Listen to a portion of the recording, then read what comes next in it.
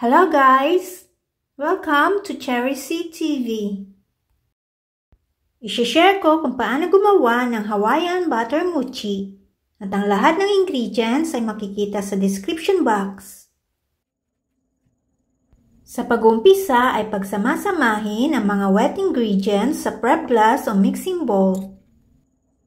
Ang mga wet ingredients ay eggs, vanilla extract, evaporated milk, coconut milk, at melted and salted butter.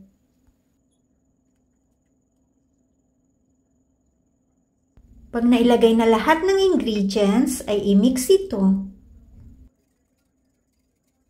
Mix it until well combined. And after mixing, ay iset aside muna ito. Sa ibang mixing bowl ay pagsamasamahin ang mga dry ingredients gaya ng mochiko o glutinous rice flour, sugar, baking powder at konting salt at i-mix ito.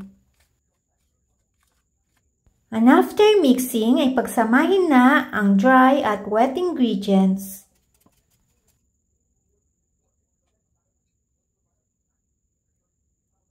Pagkatapos may ilagay lahat ng wet ingredients sa dry ingredients ay mix ito hanggang mawala ang mga buo-buong glutinous rice flour. Pag wala nang nakitang buo-buong glutinous rice flour, ay ibuhos ang mixture sa baking pan na may parchment paper.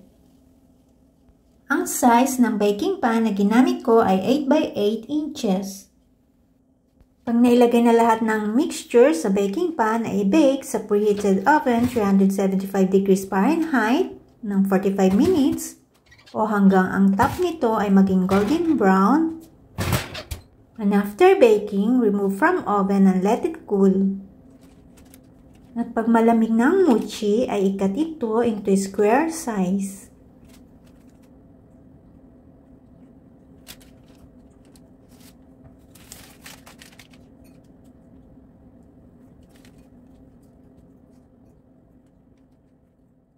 Pagkatapos itong ikat ay pwede na itong iserve at enjoy po ang pagkain ninyo.